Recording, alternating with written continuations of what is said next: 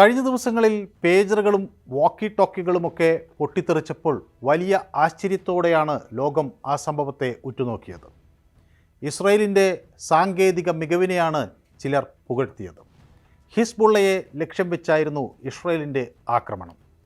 Hezbollah ഇസ്രായേലുമായി ഏറ്റുമുട്ടുന്നത് ഏകദേശം ഒരു വർഷമായി തുടരുകയാണ്. തെക്കൻ ലെബനീസ് അതിർത്തിയിലാണ് ഈ സംഘർഷം ഏറ്റവും ശക്തമായി നടക്കുന്നത്. പക്ഷേ ഇരുവരും തമ്മിലുള്ള ശത്രുത ഒരു പുതിയ കഥയല്ല, മറിച്ച് അതിന് അരനൂറ്റാണ്ടിൻ്റെ പഴക്കം ഉണ്ട്. 1982 ജൂണിൽ ഇസ്രായേൽ ലെബനനെ ആക്രമിച്ചു. PLO തെക്കൻ ലെബനനിൽ നിന്ന് ആരംഭിച്ച ആക്രമണങ്ങൾക്ക് മറുപടിയായിരുന്നു ആ പ്രത്യാക്രമണം. ആഭ്യന്തര യുദ്ധം രൂക്ഷമായ ലെബനനിൽ ഒരു സൗഹൃദ ഗവൺമെൻറ് സ്ഥാപിക്കുകയായിരുന്നു ഇസ്രായേലിൻ്റെ ലക്ഷ്യം. ഇസ്രായേൽ തെക്കുവശം കൈവശപ്പെടുത്തി. PLO ആസ്ഥാനമായ പശ്ചിമ ബെയ്റൂട്ട് വരെ സൈന്യം എത്തി. ലെബനനിലെ ആഭ്യന്തര യുദ്ധകാലത്താണ് ഹിസ്ബുള്ളയുടെ ശരിക്കുള്ള ആവിർഭാവം. ഒരേ സമയം രാഷ്ട്രീയ പാർട്ടിയായും തീവ്രവാദ ഗ്രൂപ്പായും ഈ സംഘം പ്രവർത്തിക്കുന്നു. കഴിഞ്ഞ 24 വർഷമായി ലെബനനിലെ ഒരു മുൻനിര ശക്തിയാണ് ഹിസ്ബുള്ള. ഒരു കൂട്ടം ലെബനൻ ഷിയ പുരോഹിതന്മാരാണ് ഹിസ്ബുള്ളയ്ക്ക് രൂപം നൽകിയത്. പരമ്പരാഗതമായി ലെബനനിലെ ഏറ്റവും ദുർബലമായ മതവിഭാഗമാണ് ഷിയ മുസ്ലിങ്ങൾ.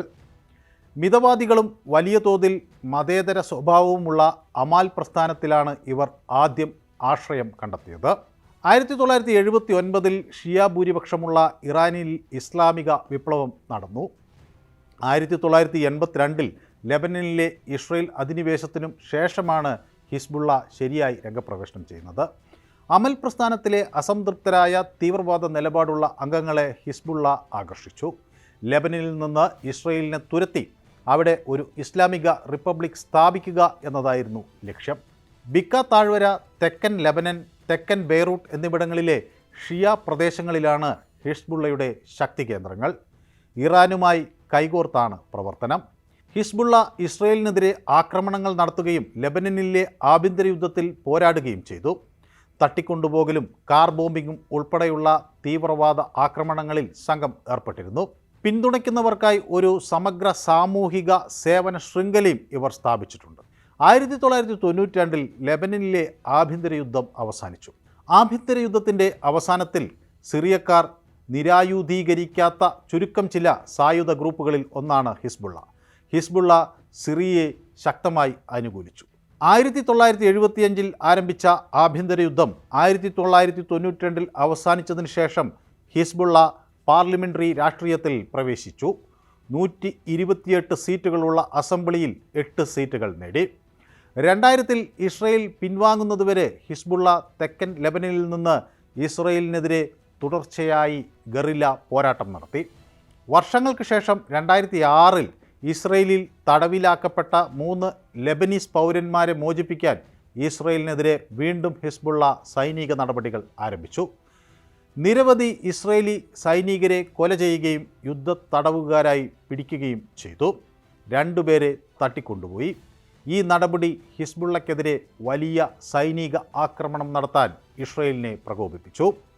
ഹിസ്ബുള്ളയും ഇസ്രായേലും തമ്മിൽ നടന്ന 34 ദിവസത്തെ യുദ്ധത്തിൽ 1000-ലധികം ലെബനീസ് പൗരന്മാർ കൊല്ലപ്പെടുകയും ഏകദേശം 10 ലക്ഷത്തോളം പേർ പലായനം ചെയ്യുകയും ചെയ്തു.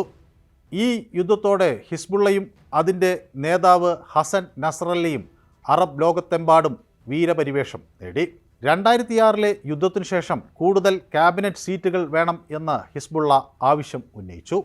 ആവശ്യം അംഗീകരിക്കാത്ത ലെബനൻ ഗവൺമെൻറ്റിനെ അട്ടിമറിക്കാൻ ഹിസ്ബുള്ള ശ്രമിച്ചു. അമൽ സായുധ സംഘത്തിലെ അംഗങ്ങളും മന്ത്രിസഭയിൽ നിന്ന് രാജിവെച്ചു. മന്ത്രിസഭയ്ക്ക് നിയമസാധുത നഷ്ടപ്പെട്ടുവെന്ന് പ്രതിപക്ഷം പ്രഖ്യാപിച്ചു. ഹിസ്ബുള്ളയ്ക്കും പ്രതിപക്ഷ സഖ്യകക്ഷികൾക്കും വീറ്റോ അധികാരമുള്ള ഒരു പുതിയ സർക്കാർ രൂപീകരിക്കണമെന്ന ആവശ്യം ഉയർന്നു. ഹിസ്ബുള്ളയുടെ നേതൃത്വത്തിലുള്ള സഖ്യവും പാശ്ചാത്യ ശക്തികളുടെ പിന്തുണയുള്ള മറുപക്ഷവും അധികാര പോരാട്ടം തുടർന്നു. ലെബനൻ പ്രസിഡന്റ് എമിലി ലഹൂദിൻ്റെ 9 വർഷത്തെ ഭരണം നാടിനെ സ്തംഭനാവസ്ഥയിലാക്കി. 2007 നവംബറിൽ ലഹൂദിൻ്റെ കാലാവധി അവസാനിച്ചു. പുതിയ സർക്കാരിൻ്റെ രൂപീകരണത്തെക്കുറിച്ച് സമവായത്തിലെത്താൻ ഇരു വിഭാഗങ്ങളും പാടുപെടുന്നതിനാൽ പ്രസിഡന്റ് സ്ഥാനം കുറച്ചു കാലത്തേക്ക് ഒഴിഞ്ഞുകിടന്നു. 2009 ഇസ്രയേലിനോടുള്ള എതിർപ്പും ഇറാനോടുള്ള പിന്തുണയും നിലനിർത്തിക്കൊണ്ട് ഹിസ്ബുള്ള അതിൻ്റെ പ്രകടന പത്രിക പുതുക്കി. രാഷ്ട്രീയ അന്തരീക്ഷം മാറിയപ്പോൾ ഹിസ്ബുള്ളയുടെ പ്രത്യയശാസ്ത്രവും മാറി. ഇസ്രയേലിനെതിരായ ചെറുത്തുനിൽപ്പിനും ഇറാനെ പിന്തുണയ്ക്കാനും ആഹ്വാനം ചെയ്ത സംഘടനയുടെ നിലപാടിൽ മാറ്റം വന്നു. പുതിയ പ്രകടന പത്രിക ലെബനനിൽ ഒരു ഇസ്ലാമിക് റിപ്പബ്ലിക് സ്ഥാപിക്കുന്നതിനുള്ള ആഹ്വാനങ്ങൾ ഉപേക്ഷിച്ചു. വിഭാഗീയ താൽപ്പര്യങ്ങൾക്ക് പകരം ദേശീയ ഐക്യത്തെ പ്രതിനിധീകരിക്കുന്ന ഒരു ജനാധിപത്യത്തെ ഉൾക്കാഴ്ച ചെയ്യുന്നതിനായി പ്രഖ്യാപിച്ചു. ഹിസ്ബുള്ളയുടെ സീറ്റുകൾ വർദ്ധിച്ചു. ഹിസ്ബുള്ളയ്ക്കും സഖ്യകക്ഷികൾക്കും ഇപ്പോൾ പാർലമെൻറ്റിൽ 62 സീറ്റുണ്ട്. സ്വാധീനം വർദ്ധിപ്പിച്ചുകൊണ്ട്, സാന്നിധ്യം ശക്തമാക്കിക്കൊണ്ട് വിപുലമായ സാമൂഹിക പരിപാടികൾ സംഘം നടത്തുന്നുണ്ട്. 2009 നവംബറിൽ ദേശീയ അസംബ്ലി തെരഞ്ഞെടുപ്പിനെ തുടർന്ന് പ്രധാനമന്ത്രി സാദ് അൽ ഹാരിരിയുടെ നേതൃത്വത്തിൽ ഒരു ഐക്യ സർക്കാർ രൂപീകരിക്കാൻ തീരുമാനിച്ചു.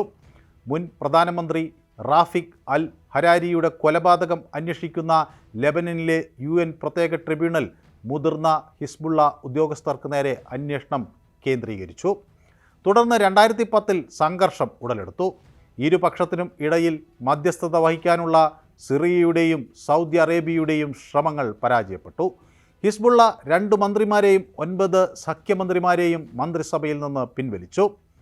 2011 ജനുവരിയിൽ പാർലമെൻറ്റിൽ ഹിസ്ബുള്ളയുടെയും സഖ്യകക്ഷികളുടെയും പിന്തുണ ലഭിച്ചതിനെ തുടർന്ന് സുന്നി കോടീശ്വരനായ നജീബ് മിക്കാറ്റി പ്രധാനമന്ത്രിയായി.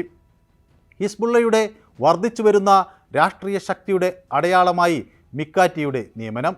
2011 ജൂൺ അവസാനത്തിൽ ലെബനനിലെ UN സ്പെഷ്യൽ ട്രിബ്യൂണൽ റാഫിഖ് അൽ ഹാരിരിയെ കൊലപ്പെടുത്തിയ കേസിൽ 4 പ്രതികൾക്കായി അറസ്റ്റ് വാറന്റ് പുറപ്പെടുവിച്ചു.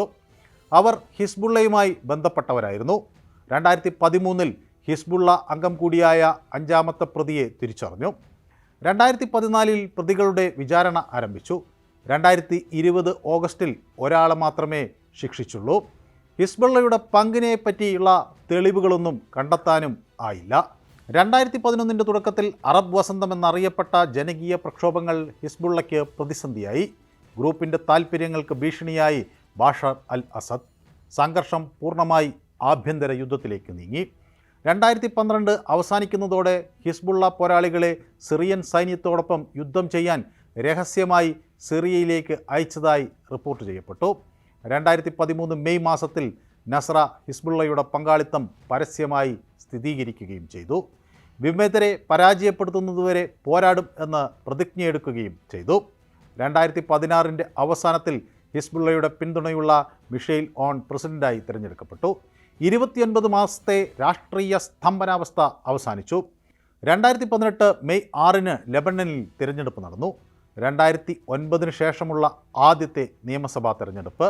ഒട്ടുമിക്ക പാർട്ടികളെയും ഉൾപ്പെടുത്തി ഒരു ഏകീകൃത സർക്കാർ അന്ന് പ്രഖ്യാപിച്ചു. എന്നിരുന്നാലും ലെബനൻ നേരിടുന്ന പ്രതിസന്ധികൾ പരിഹരിക്കാൻ പുതിയ മന്ത്രിസഭ പാടുപെട്ടു.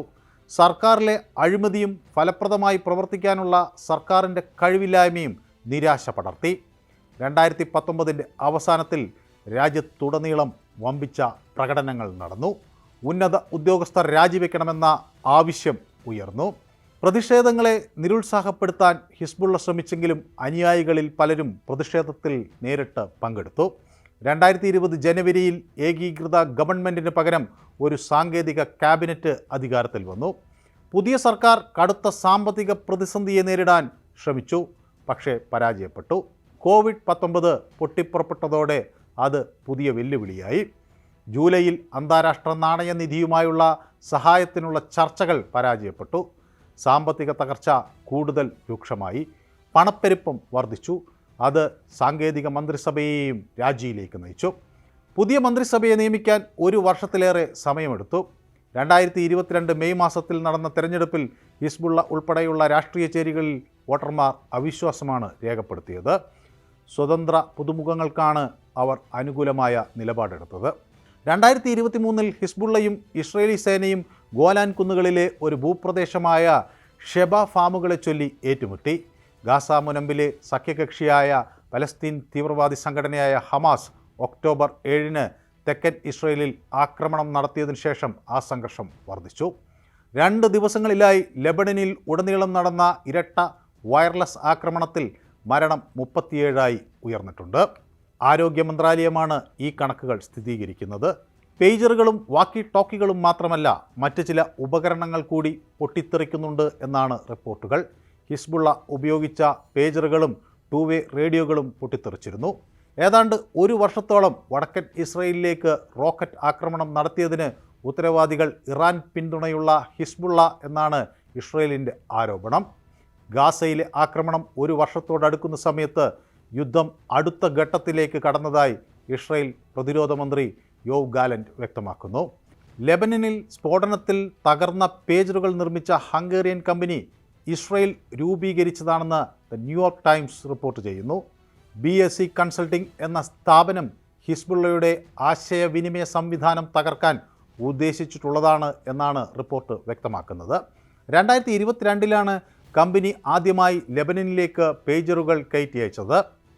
മൊബൈൽ ഫോണുകൾ ഒഴിവാക്കാൻ ഹിസ്ബുള്ള തീരുമാനിച്ചതിനു പിന്നാലെയാണ് ലെബനനിൽ നിന്ന് പേജറുകളുടെ ആവശ്യം വർദ്ധിച്ചത്. അതിനിടെ പേജറുകളും വാക്കി ടോക്കികളും പൊട്ടിത്തെറിച്ചത് ഹിസ്ബുള്ളയുടെ പ്രവർത്തനത്തെ സാരമായി ബാധിച്ചു എന്നാണ് ഇസ്രയേലിൻ്റെ രഹസ്യാന്വേഷണ ഏജൻസികൾ കണക്കാക്കുന്നത്. പ്രവർത്തകർ മരിച്ചതിന് പുറമെ ആശയവിനിമയത്തിന് വിശ്വസിക്കാവുന്ന ഒരു ഉപാധി ഇല്ലാത്തതും ഹിസ്ബുള്ളയ്ക്ക് തിരിച്ചടിയാകുമെന്ന് ഈ രഹസ്യാന്വേഷണ ഏജൻസികൾ കണക്കുകൂട്ടുന്നു.